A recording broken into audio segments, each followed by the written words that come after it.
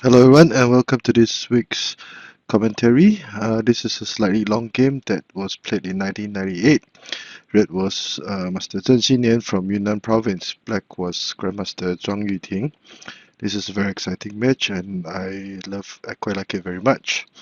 Again, I would like to thank Grandmaster Zhang Qiang and Master Yuan Qing for allowing me to use their work to translate the English to promote Xiangqi. So this is based on their book, Dubious Formations and How to Attack Them, the 10th mod in the appendix. So without further ado, let us begin.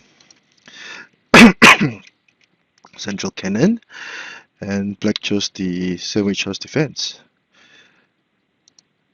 So sandwich house defense, and instead of advancing the chariot or pushing the pawn, red chose to play the 5-6 cannons. And since red did not choose to push either pawn, black chose to play something that he was comfortable with. So the opening system is basically defined. It would be red's 5-6 cannons versus black's sandwich house defense with 7 pawn advancement variation. Now in this situation, the usual tabia would be to play r1 equals to 2, because since red had moved the cannon away, black would try to form a blockade over here. So developing both horses as proper horses. And since the chariot did not move, red will play r2 equals to 1 and gain an open line over here. Now the tension on the board will slowly build up, and soon it will be a state of confrontation where material will be exchanged. Red will still have the slight initiative. So in the match, red developed both horses as proper horses. Black chose to develop his chariot as a rank chariot, found chariot for red, cross palace to pin the 6 cannon, protecting the cannon. And in this match, Grandmaster Zhuang Yu腾chose to advance his chariot across the river, preparing to add pressure over here. Now, this move is a little bit controversial because just within the span of 7 plies, black had moved his chariot 3 times, so accounting for about almost half of the moves that were made.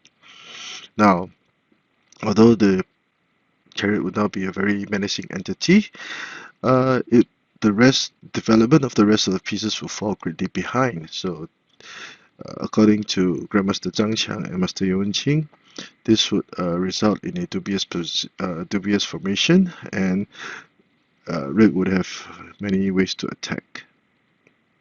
So usually r1 equals to 2 is played instead, whereby black would obtain a balanced development of his pieces. And seeing that black drew first blood, red countered immediately with R2+4 to advance the chariot to the riverbank. Now this is quite a powerful move, and it was also a very natural move to make, because by moving the chariot to the riverbank, red could trade pawns, develop his horse, etc., etc.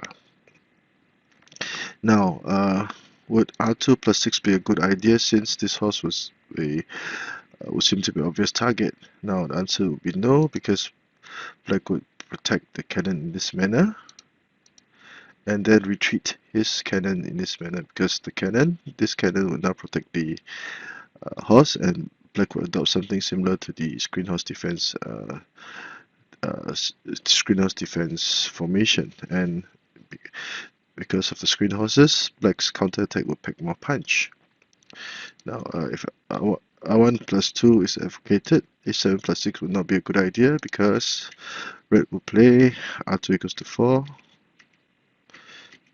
trade material, and all of a sudden black will lose material. So as can be seen, there will be 2 chariots, 2 horses, 1 cannon, 5 pieces versus 1, 2, 3, 4, 5. But black would be forced to lose either one of his pieces. So, and because the chariot was here, the horse cannot advance, and this would be another major problem for for black. So that is why r1+2 is advocated, just in case you were wondering. Back to the game, r2+4 was played, and black countered very aggressively with h7+6.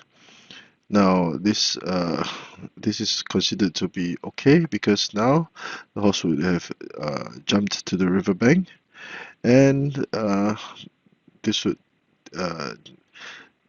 any thoughts or plans of trading pawns, Red would have to think twice. Now, would it be a good idea to play r1 equals to 2? Let us see. Red will immediately trade pawns, attack the horse, and now black would be put in a dilemma.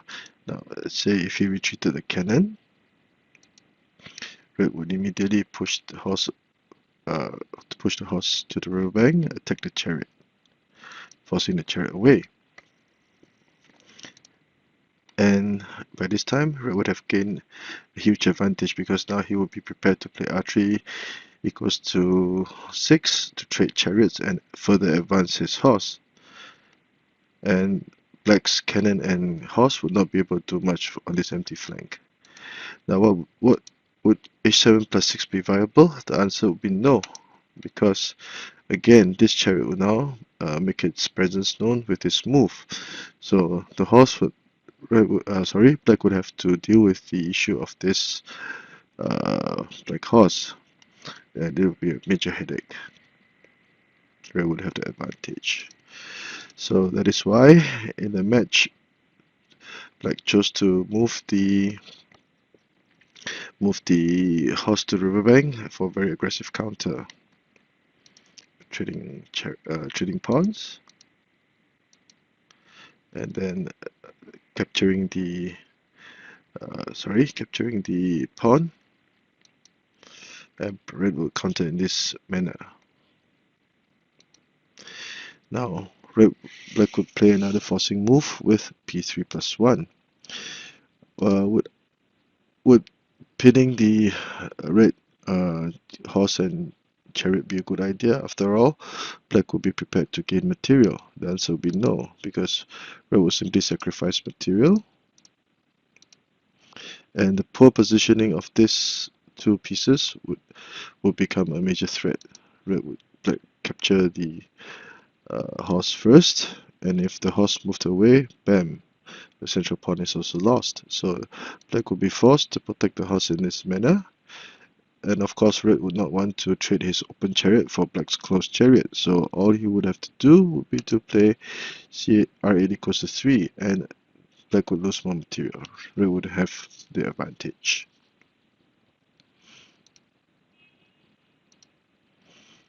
So in the match, seeing that this flank was very empty and vulnerable, red decided to switch his target of attack to c5 equals to 3. And black traversed the cannon, as he was forced by the circumstances to try to negate any possible counter attack at this point in time. Now, e7+9 would not be a good idea, because since the elephant had moved, red would now traverse the cannon, and this would be a very empty flank. Black would be forced to move his cannon, and red would now adopt the cross-balance cannon formation, targeting the black horse, and it would be prepared to play an elephant to protect his horse. Black would retreat, threatening to capture the red chariot. All these are very commonly used tactical combinations. Black would trade material, but instead of capturing the horse, black's vulnerable right cannon and horse are now in trouble. So after trading more material, red would have a significant advantage, because this horse is captured and has nowhere to run. This is not possible, and if black moved the elephant, it will simply be captured, because the elephants are not linked. So the issue of this would be another headache for black. So at this point in time, red's advantage is very significant.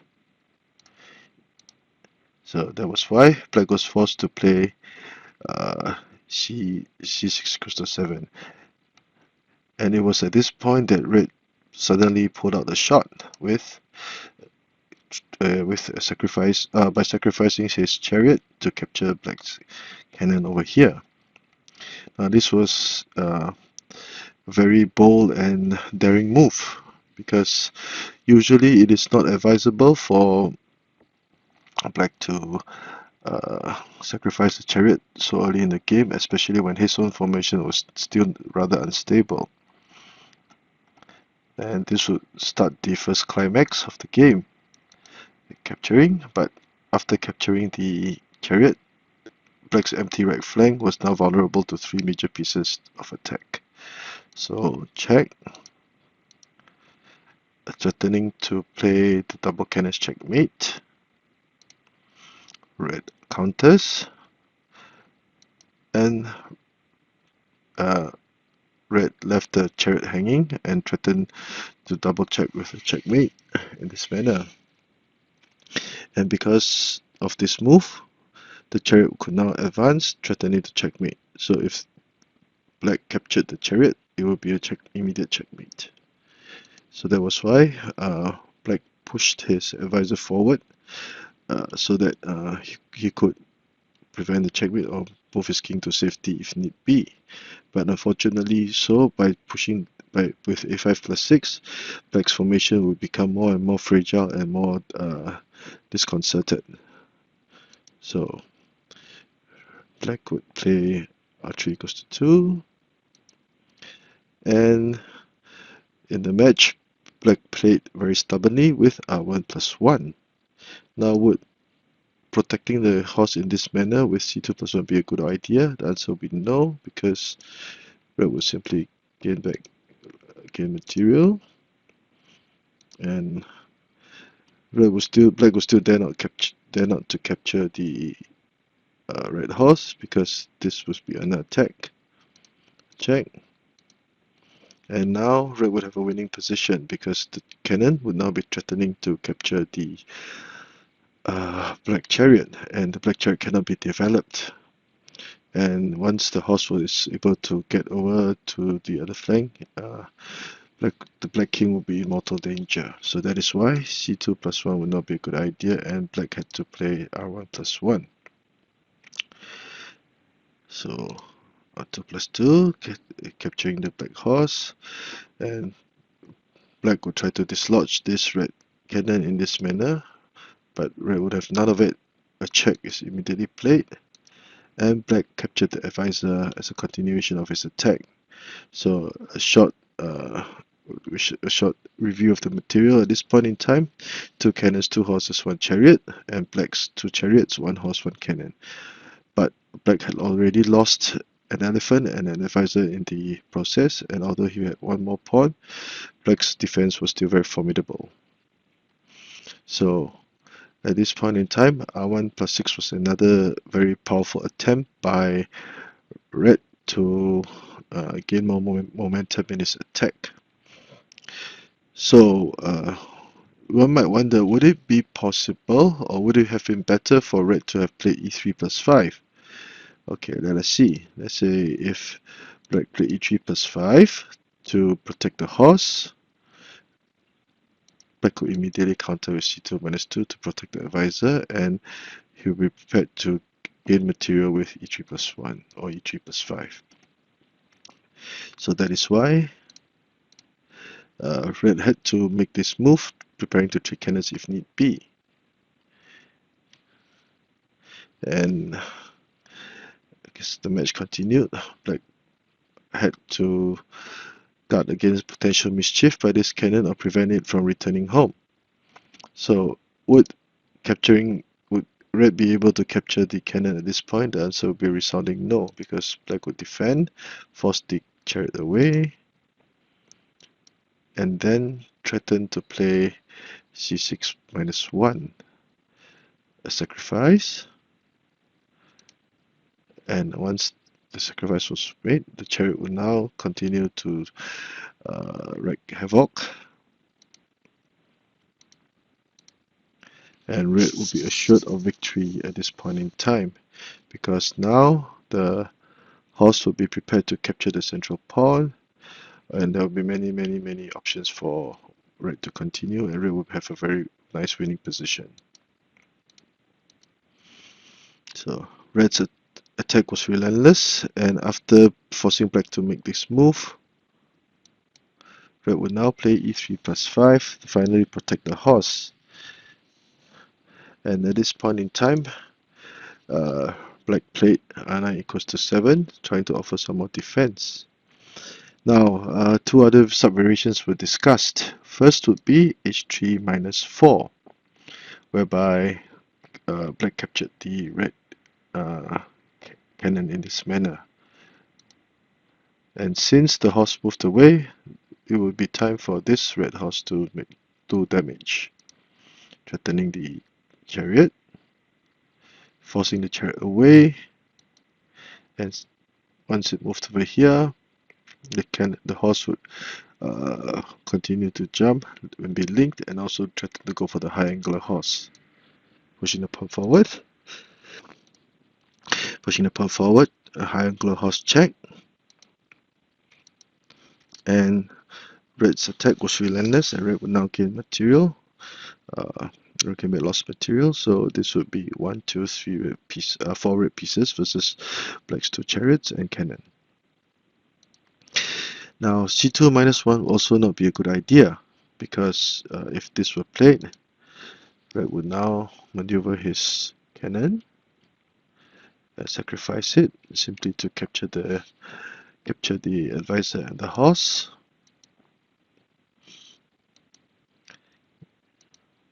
e3+5, and finally move his horse to safety. Let's say black tried to gain material. Red would simply play h4+3 to threaten the chariot.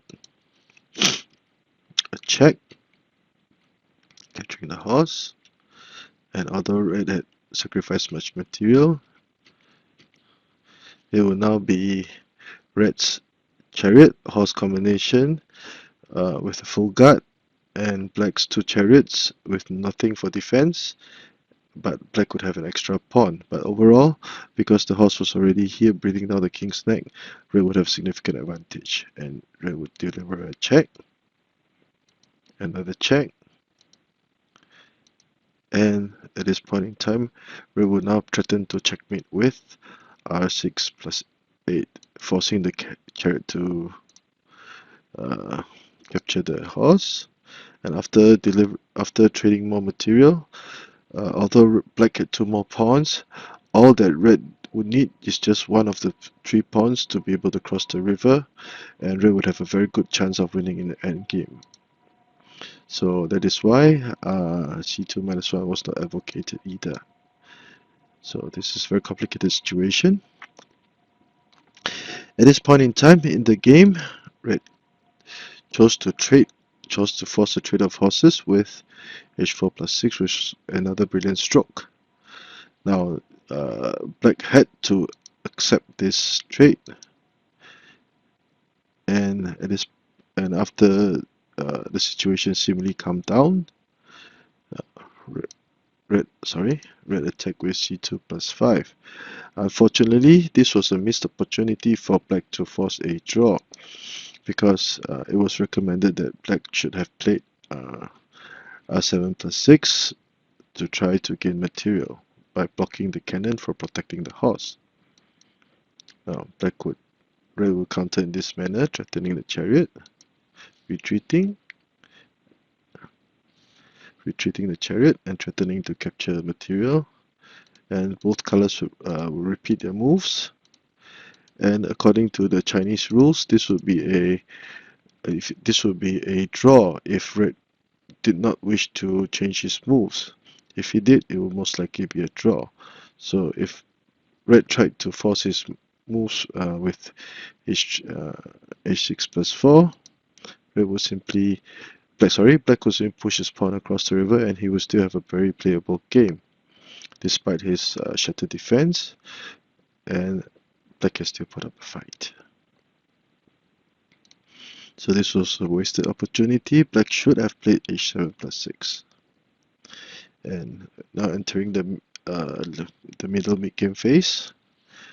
Red would consolidate his defense, threatening to capture the cannon, retreating the cannon, protecting the advisor, but Red would simply capture another elephant, trading cannons, and it would seem that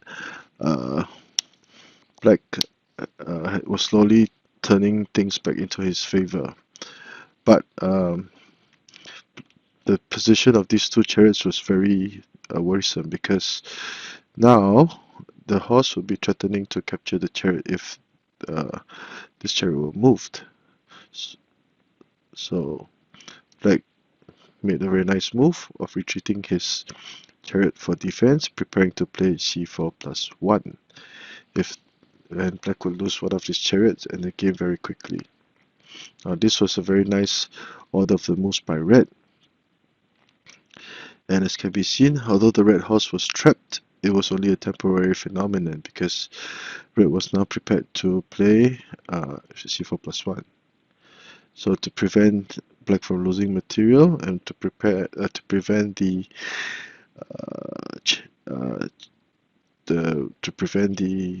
cannon from playing c4+1. Just for beginners, if c4+1 was played, this chariot will also be captured, because it cannot retreat, as the elephant would be covering this intersection. So Black was forced to defend in this manner, and a check followed by another check. And it is important to keep the Black king at the third rank, where there will be more chances for attack. And as can be seen, with two intermediate checks, Red would have managed to maneuver his chariot to a very favorable position, while Black's basic formation would not have changed much. So the pawn is now under attack, and Black would defend in this manner.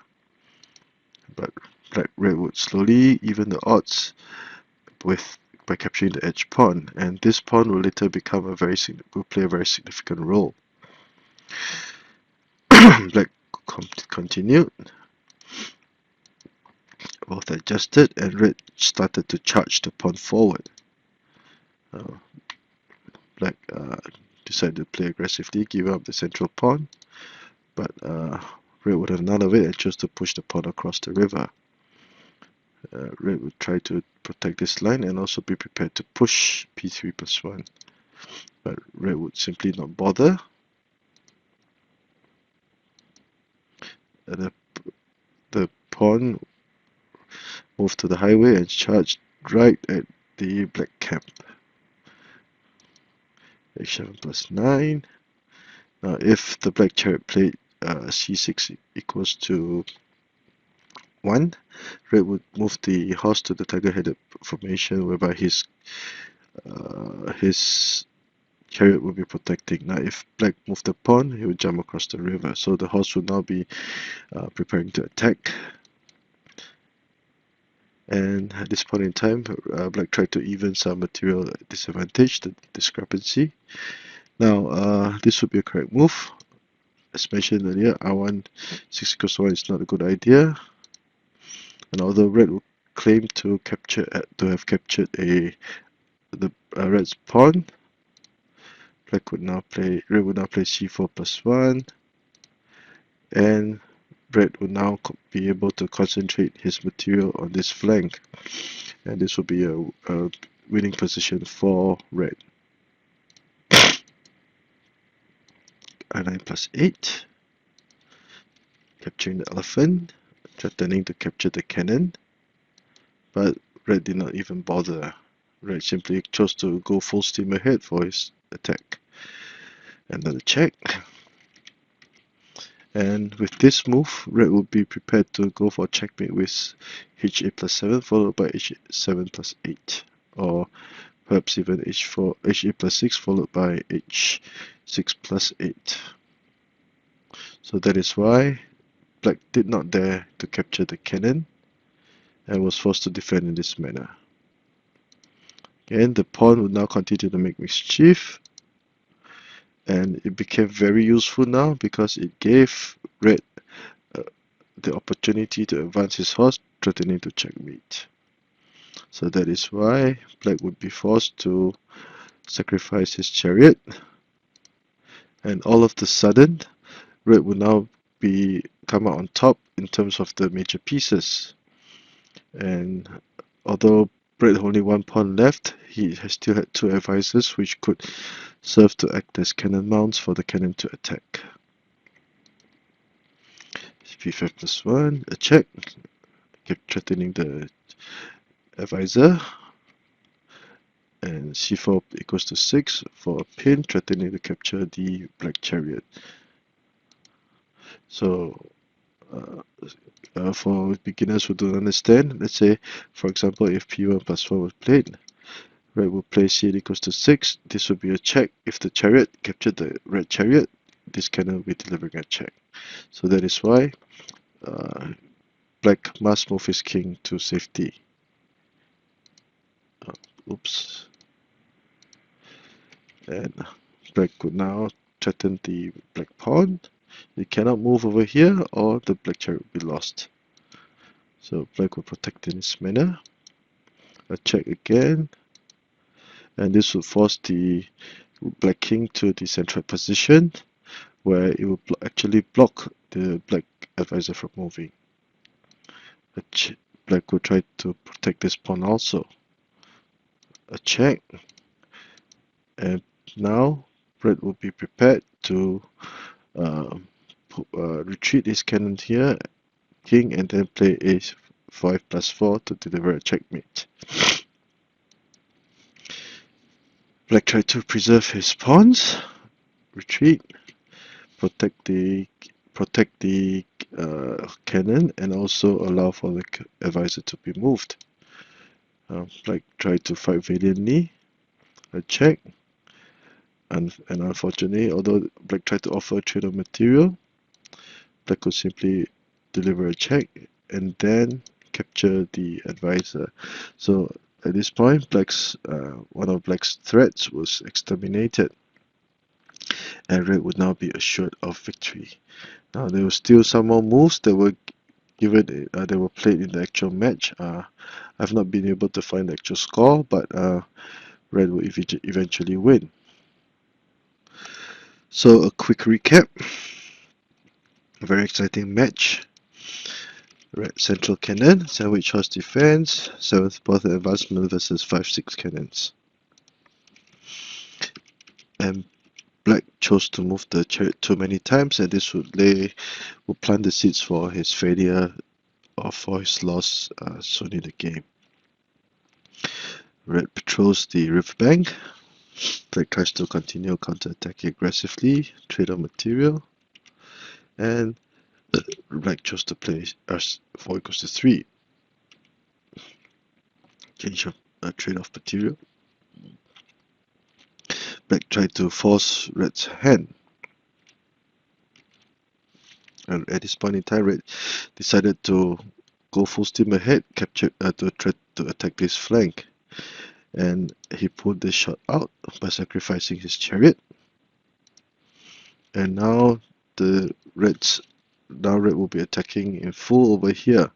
And at this point in time, the double cannon's checkmate threat, and black was forced to move the advisor.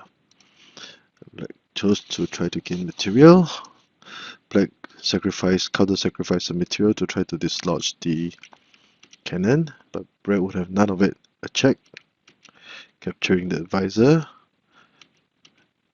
protecting the horse, and forcing a trade of horses. After trading horses, red tried to fight back, but it was too late. Black would capture another elephant, and the black king would now have no more pieces to save for the advisor to protect it. After trading material, a very nice move because of poor positioning of the black chariots.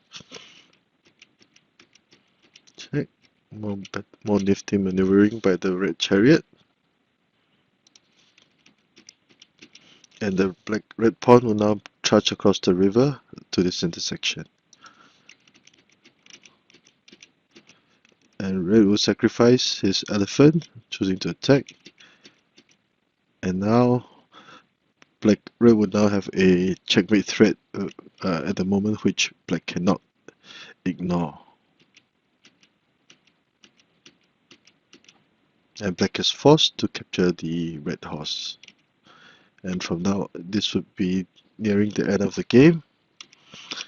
Check, threatening to capture, a nice cannon move, forcing the king away, threatening the pawn, check, and more nifty maneuvering, threatening to capture the central pawn. And black tries to protect it. Check, check, and red will exterminate the pawn, and in the end, red will go on to win the game. So this was a very exciting move, and I hope you've enjoyed this short video. If you like the work that I have been doing, please do subscribe to my channel and give me a thumbs up for the video. Thank you.